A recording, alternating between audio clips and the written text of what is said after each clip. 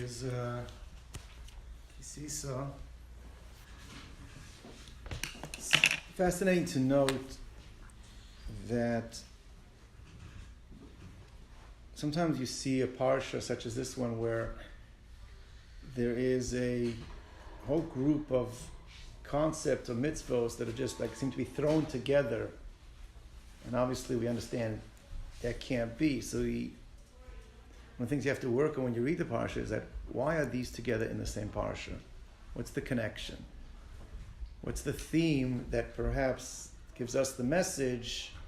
And many valuable messages can be derived by the placement of certain of the mitzvahs. So I want to focus on what the common theme or message for us, I think there's a very strong message in this particular parsha. We talked about last week and the week before, Truma Tetzaveh is focused on the Mishkan and about the concept of how to build one's house.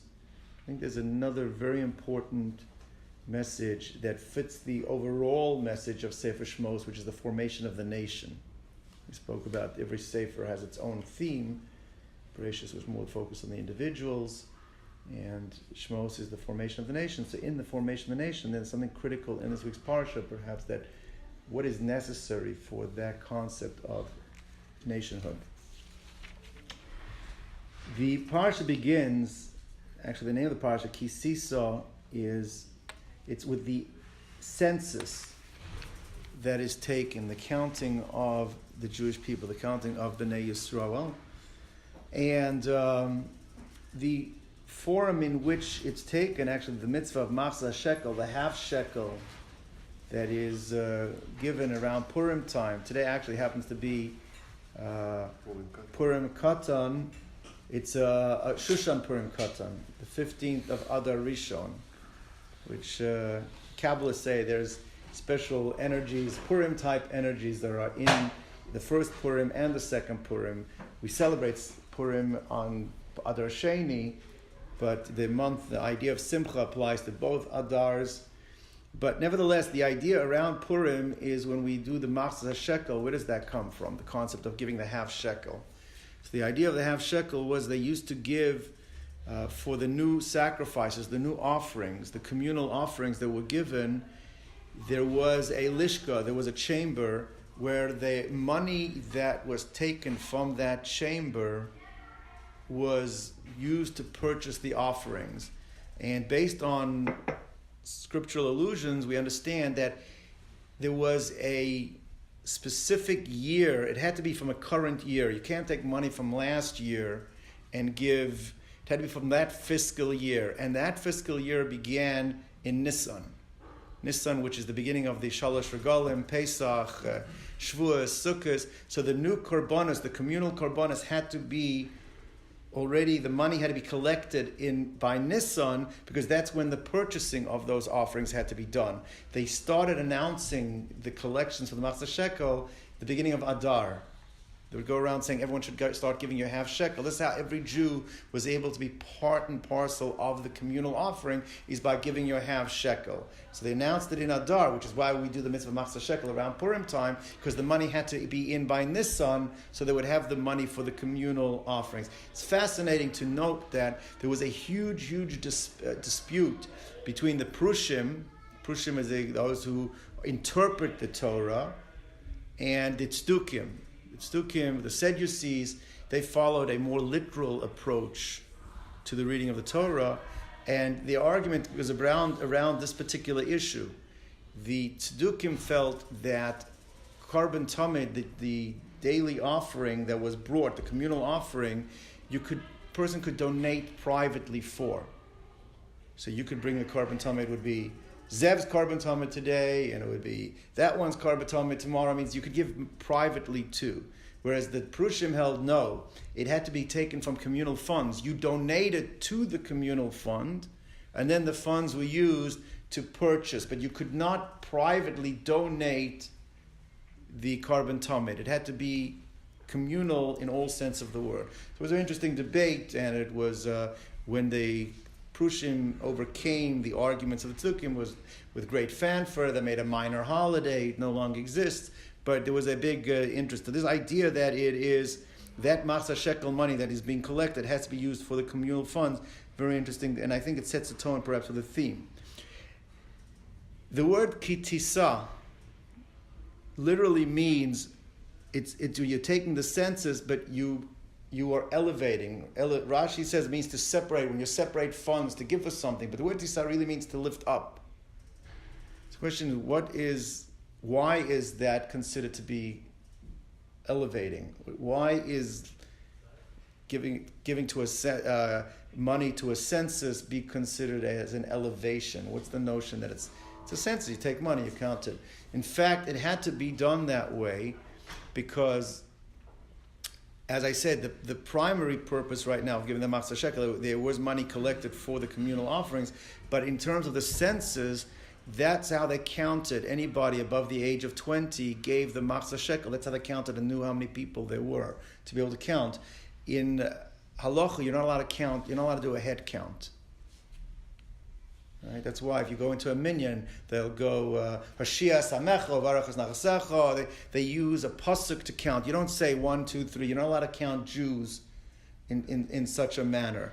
In fact, the Torah tells us when they learn in Navi, David HaMelech, it was a mistake that they counted for the preparation for getting the people to count how many people it could be for the war effort, and there was a huge magefa, a huge plague, and hundreds of thousands of Jews died as a result of this concept. And we can maybe touch on a little bit of why it's so terrible for people to count Jews. Taking count is sometimes showing taking ownership.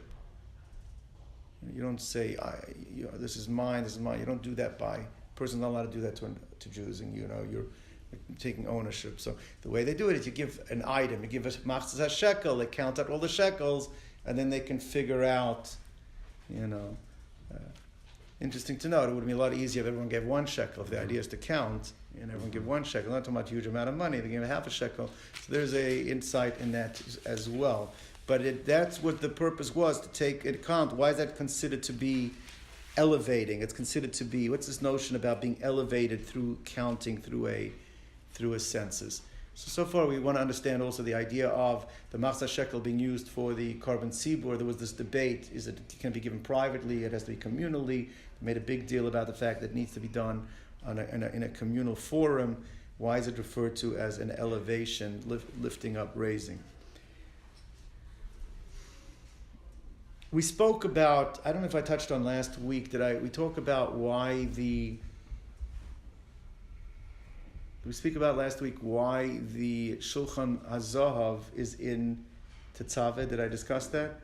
I discussed that. So it's very interesting. If you look at the breakdown, Truma is all of the vessels and the configurations of the Mishkan. Tetzaveh deals with the garments. And then at the end of the Tetzaveh, all of a sudden, we talk about the golden shulchan that they used to use for the ketoris. That seems to come from left field. If it's talking about a vessel, it should have been in Truma. It should not have ended up in Tetzaveh. It's part of the configuration of the items, the vessels. You talk about the clothing, you talk about... So I heard from my Rosh Yeshiva a brilliant idea. He's actually, we'll use this segue into something we're talking about today. But the Rambam, Maimonides, in his introduction to the Yad HaChazakah, he wrote a number of different works, but his magnum opus, his main work, was known as the Yad HaChazakah, the strong hand. He called it Yad, is Yudal, there's 14 chapters, the Maimonides. He writes in the introduction that after my book, there'll be no need for other books. And it did not sit well with a number of the rabbis of his generation. In fact, they banned his books, they burnt his books. I mean, there were a number of different issues they had with it. It was not a easy time in Jewish history dealing with the censorship of the Rambam. But one of the things he antagonized a lot of people with, he wrote, after my book, there'll be no need for other books. In fact, other than the Bible, there's probably no book that has more commentaries written on it than the Rambam. So the book that doesn't need any other books has more books written on it. And one of the problems is the Rambam never wrote sources. He said, this is the law. Boom, boom, boom, boom, boom.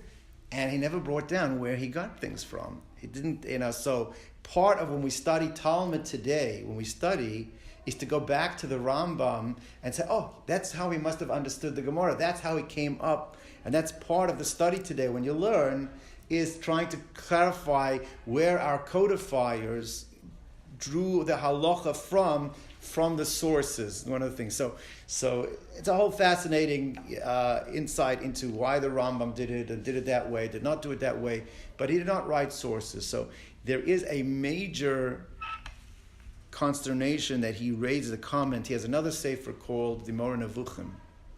Moreh Nevuchim is known as the Guide for the Perplexed.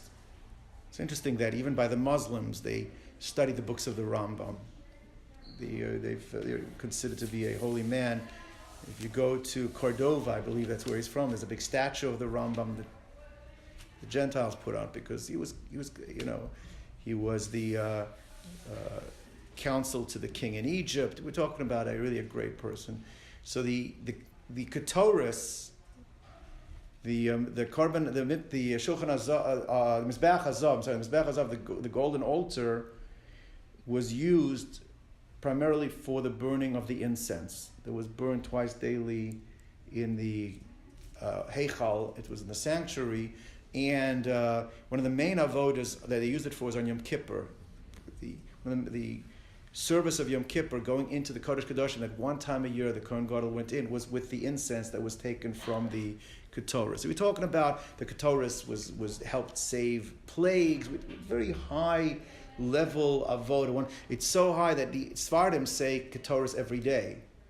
There are by the Ashkenazim say we should only say it on Shabbos, not every single day, because you're talking about such a divine avoda, such a very important avoda. Maybe we should not be pedantic. The person have to take it careful and say it carefully and going through all the incense. And so we don't do it necessarily. Some Ashkenazim don't do it necessarily every day. Sfardim do it every single day and on Shabbos. Says the Rambam in the Moreh Nevuchim. The Moreh Nevuchim was based with focusing on Aristotelian philosophy. So he gives a lot of reasons for the mitzvahs. He says, what's the purpose for the Ketoris?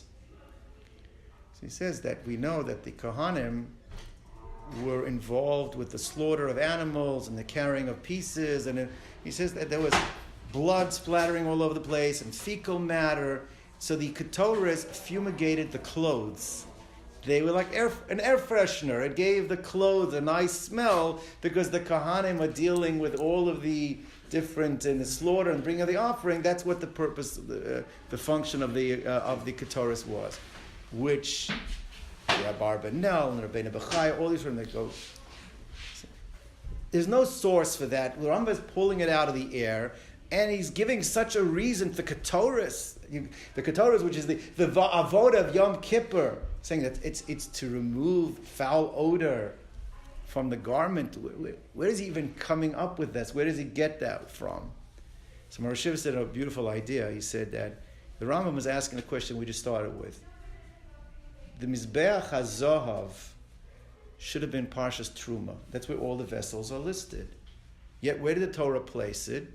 In Parshas Tetzaveh, where all the garments are listed. The Rambam understood that the Torah is indicating that must be that the function of the Mizbeach HaZahav, the Ketoris, has to be a function of the garments. Otherwise, why would it record it with the Rambam? What's the function of the garment? It's there to give a good smell, to fumigate, to give that's where the Rambam, that was the source of where the Rambam must have drawn it from. That's the idea. But what's very interesting, and the question we lead, because we're not doing Truma Tetzaveh, we're doing Ki Sisa. Yes, it talks about the building of the Shulchan, of the Mizbeach Hazav, the golden altar. There was an altar that was done for the sacrifice. It was done in the courtyard, and the golden altar was done in the Heichal for the Ketoris. It talks about it. But the actual Ketoris, the incense itself, is not listed together with the with the Mizbeach, with the altar where you think it should be. That's left to this week's Parsha. So what's the purpose? Why are you separating it? If you're already telling me you need to talk about the Mizbeach Hazav in last week's Parsha, which upon it was burnt the incense, then why are we delaying the mentioning and describing of the various ingredients, the 11 different types of incense? Why is that left for Parshas Ki Sisa? Why is it not recorded together with the Shulchan, with the Mizbeach Hazav in last week's Parsha? Where did they put it in the desert? They had a Mishkan. They had a Mishkan. They had a Mishkan. They had a Mishkan. They had all the avodah was done in the Mishkan. They were 40 years in the desert. Yeah. Where did God all these spices? They had Yaakov Avinu had sent seeds and trees, and they were living in an oasis. There was a miracle that happened. It was like, it was a bubble, and they had water, and everything was growing. They had anything they needed. Very self-supported, self-sufficient. Okay, so the question is, so why is the Ketorah separated from the Mizbeach HaZohav from last week's Parsha?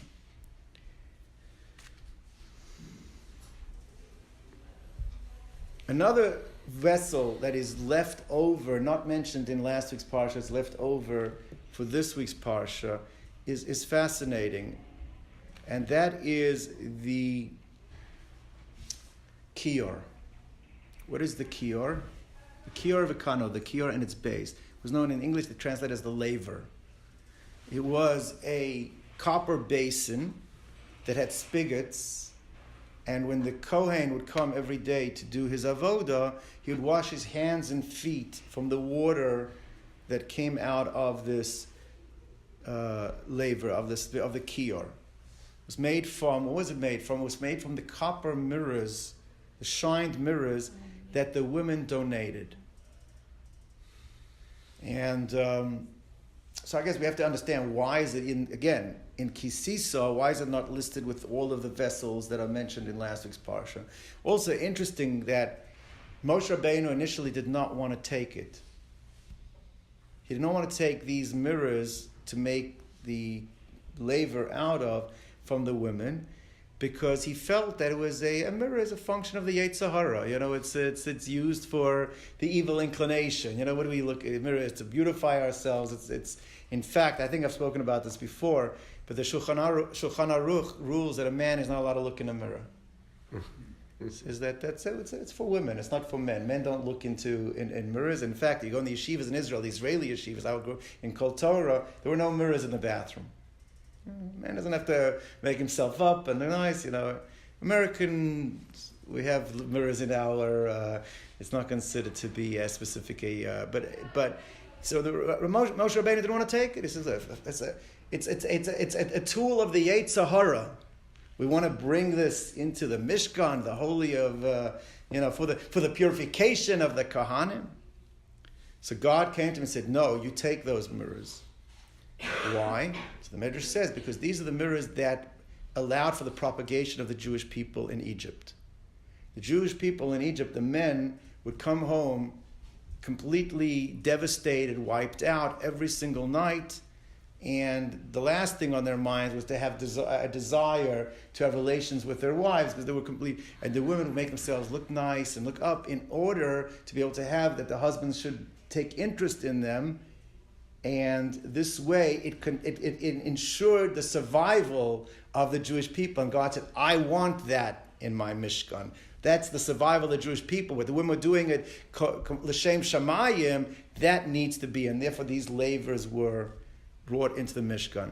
So,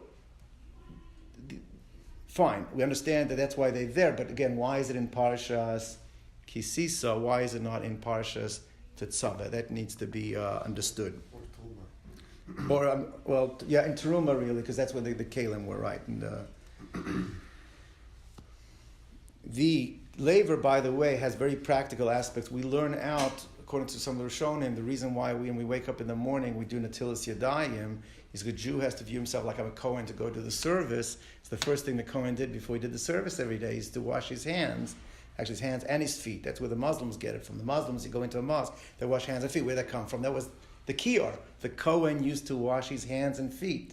We don't do the feet anymore. We don't wash feet, but we wash our hands in terms of there's somehow you should do it before you go into shul to daven, and when you get up in the morning also, that's like a Kohen going to do the service. That's Natilas Yadayim it finds its roots in the Kior and the washing of the hands.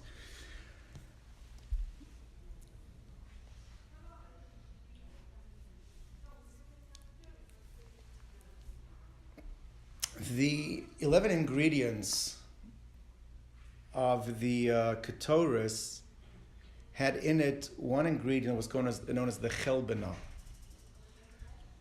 Chelbana, galbanum, actually has a really foul smell.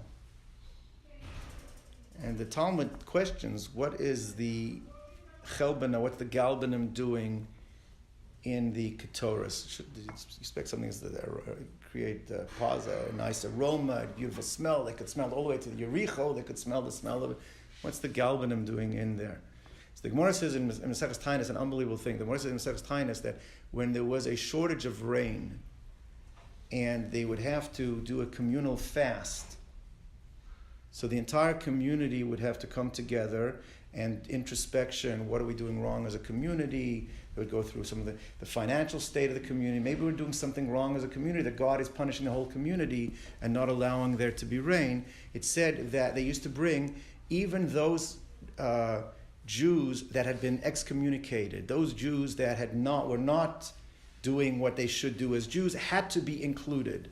In order to be community, every Jew had to be included. And what was the source? The galbanim. That's why the galbanim is one of the 11 spices, that even the one that has the foul smell is important to be included in the ketoras, because when you do things as a community, every Jew has to be involved. This, by the way, the Maram Rottenberg, the father of the Rebbe of the Rosh, on Yom Kippur, when we start Kol Nidre, we make an announcement. What's the announcement? Anu matirim lehitpalel im ha'avaryanim. We are now permitted to be davening together with the sinners, who otherwise we would not be together with, but you're coming to Yom Kippur as a community, asking God for forgiveness for the coming year. Every Jew needs to be included. That's where the source of that comes from. The question is what is the insight into that? What's the idea? There is the brother of the Maharal says something which I think is very difficult. It's not. I think it's difficult to understand that much. He says that you want to have them there because it makes us look good. But I think that there has to be a little bit more to that in terms of what it means, that why you need to have the chelbana there, in terms of what there's a clear insight over here that we need to have as a community. You have to have them there.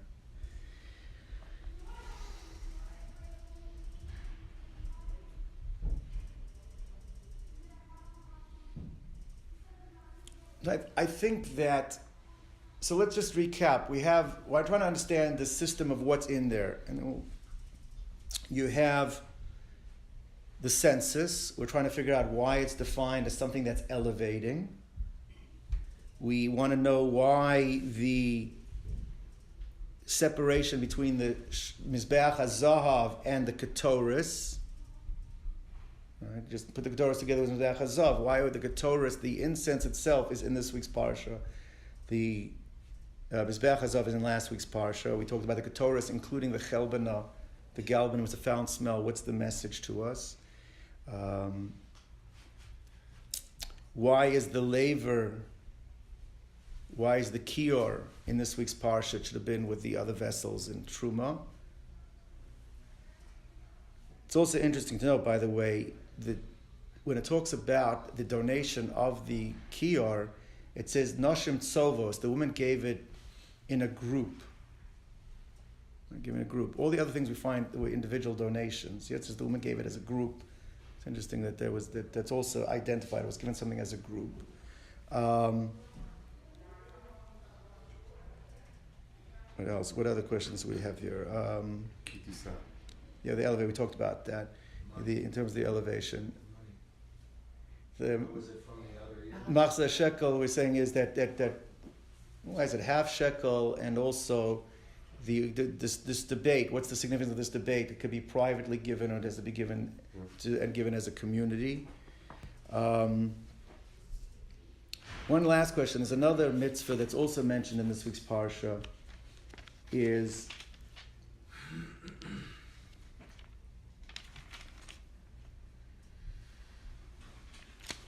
I believe, if I'm not mistaken, the mitzvah of Shabbos. Mm-hmm. Shabbos is also mentioned in this week's parsha. It's interesting. We're from left field. You have Shabbos in there. Why is Shabbos important to mention here? So I'm going to tell you what I think the connecting theme and what's defining for us. We said Shmos is the nation. Last two parshas we talk about the person building the homes in the nation.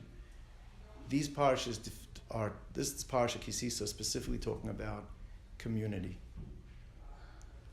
Defining a Jewish community. We'll see, we're going to go through it, that the idea here, these are messages of what brings us together, how do we identify a Jewish community. That's the theme of what I think, and we're going to develop that, and that we'll see what the messages are.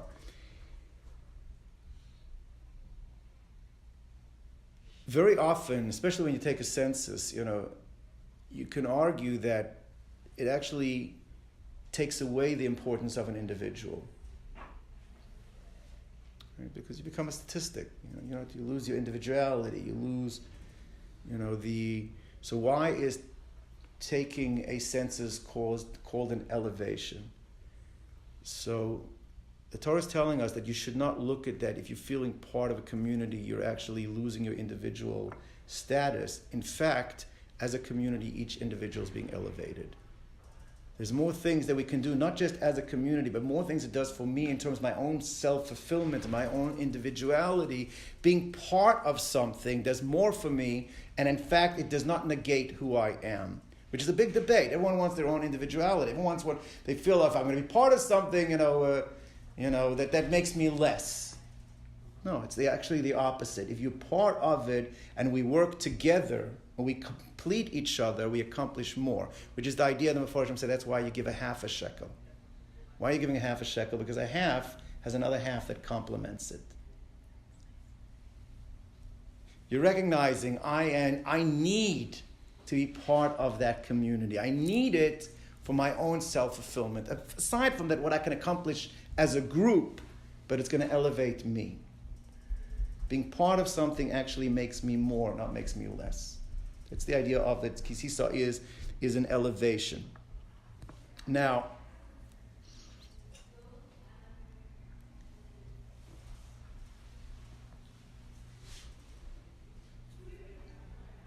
in order to have a successful Jewish community, so there's obviously the infrastructure, but it's also creating the right environment, has to be the right focus. And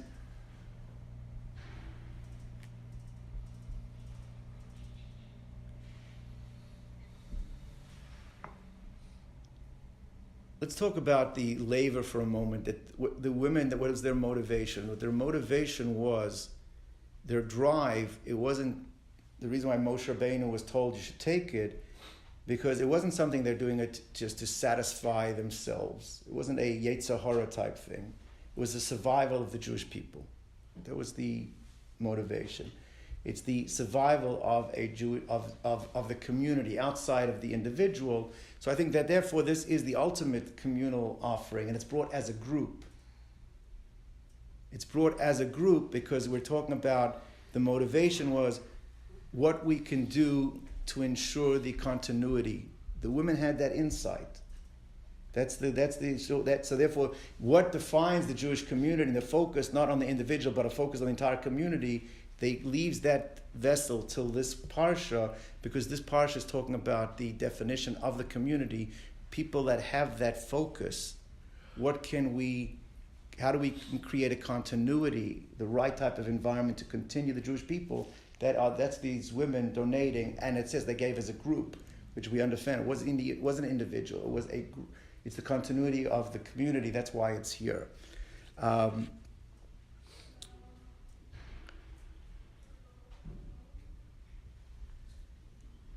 The incense, I think that's clear too.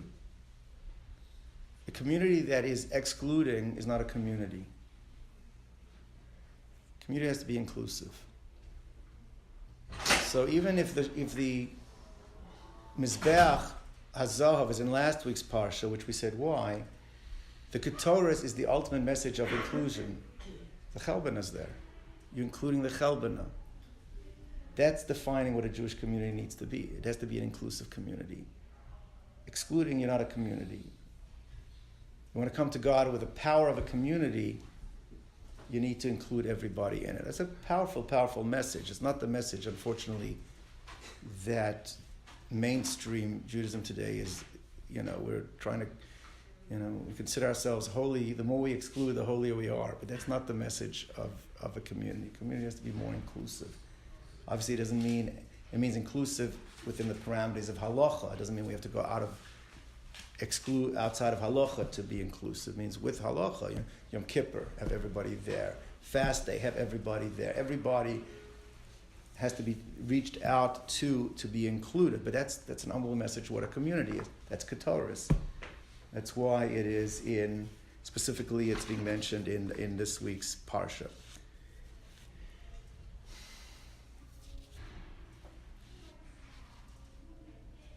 In Yiddish, there's an expression. Yiddish is so replete with the brilliance of our sages. It's a language that was formed with people that were the greatest scholars. There's an expression that says that you'd say, Jeder eine macht Shabbos für sich allein. Means everybody's making Shabbos for himself. Have you ever heard that expression? What does that mean? What do you use that thing is? When people only care about themselves, they don't care about others. They say he's making his own Shabbos.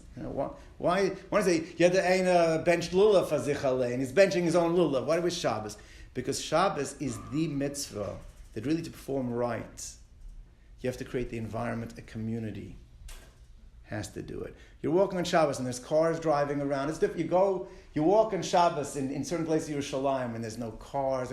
You're taking with a different Shabbos. Shabbos is the quintessential communal mitzvah. Done as a community, it has a whole different feel than it's done as individuals.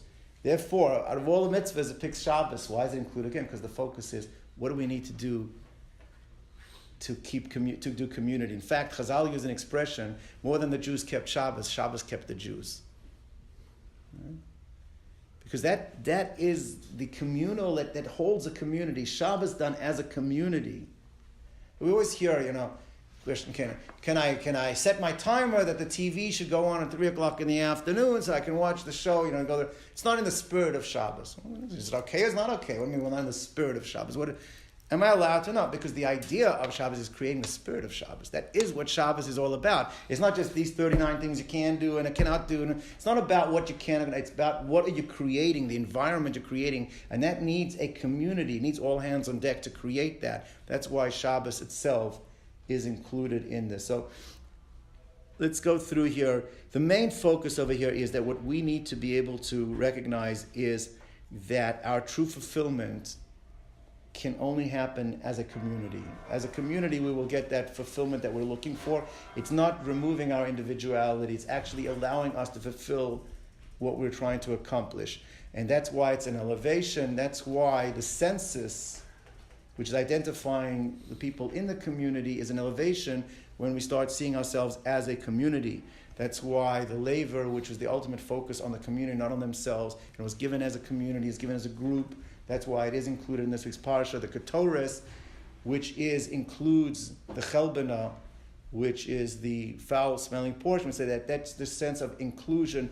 Everybody has to be included. And the way my Rosh Hashiva put it even more, he says the reason it's there is because who are you to say who the Chelbana is? How do you know you're not the Chelbana? Everyone thinks, that guy's the Chelbana. You know what I mean? You could be the Chelbana, but everybody gets included. You don't have to know who the Chelbana is. Everybody's included. Then you're working together as a community. The power of a community, that's the idea of davening with a minyan. Minyan at Tzibur is 10.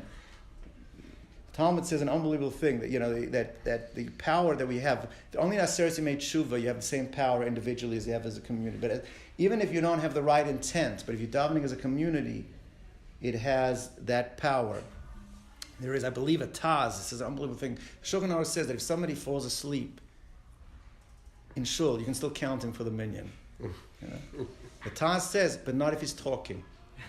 If a person talks in shul, you can't count him. So I heard Rabbi Franz say, guy sleeping you can count. Why? He says, no, because a guy sleeping is tired. A guy's talking is there for a different agenda.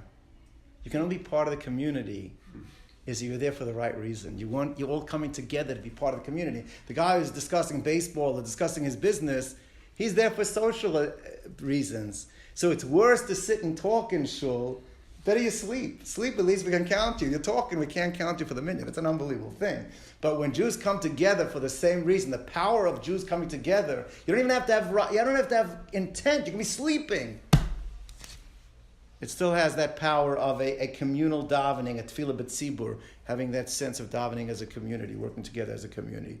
So that's the idea here, the message of community. This is the census, this defining us a community, what makes us into community. And I think that message, is something we need to be internalizing ourselves, because we're fighting, it's an uphill battle. That sense of inclusion. The same way as we have to realize it's not detracting from who we are as individuals and part of the community. It's not detracting from us as a community to include people that we don't think are necessarily where they should be. In fact, it makes us more as a community by including them, and it makes us less, our power as a community is less by not including them, which is an incredible idea, but that's something we have to feel. Now, obviously, people get affected by environment, but the idea is if you come as a community and you try to create the right environment, the power of community, the power that it helps, that's really the message of what we need to bring Mashiach, is come together as a community, be inclusive, and I think that's a message we have to internalize ourselves and be role models for our children to include that as well. Sure.